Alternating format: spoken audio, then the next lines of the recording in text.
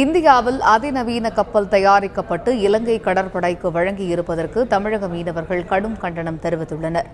கோவா மாநிலத்தில் அதிநவீன வசதிகளுடன் கூடிய ரோந்து கப்பல் தயாரிக்கப்பட்டு இலங்கை கடற்படைக்கு வழங்கப்பட்டுள்ளது.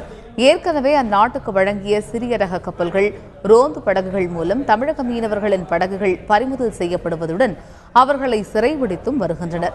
இதனால் மீனவர்களின் வாழ்வாதாரம் கேள்விக்குறியாகியுள்ள நிலையில் அதிநவீன கப்பலை இந்தியா தயாரித்து வழங்கியிருப்பதன் மூலம் மீனவர்கள் மீன்பிடிக்க முடியாத நிலை ஏற்படும் என அவர்கள் வேதனை தெரிவித்துள்ளனர்.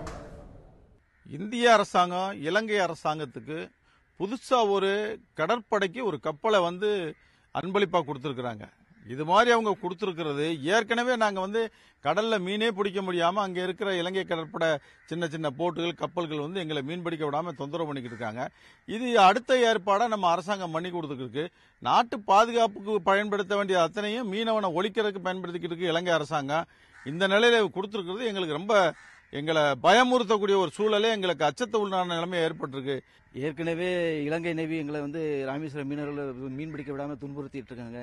இந்த நிலைமையில ஏற்கனவே பல படகுகள் பிடிபட்டிருக்கு, பல படகுகள் தாழ்ந்து போயிருக்கு, பல மீனவர்கள் பிடிக்கப்பட்டு விடுதலை ஆயிருக்காங்க. இந்த நிலையில நம்ம இந்திய அரசாங்கம் மேலும் ஒரு கப்பலை கொடுத்து இனிமேலும் இந்திய மீனவர்களை மீன் பிடிக்க விடாம தடுக்கிறதுக்கு தான் ஏற்பாடு பண்ணிட்டு இருக்காங்கன்னு தெரியல. இது மிகவும் வன்மையாக கண்டிக்கத்தக்கது.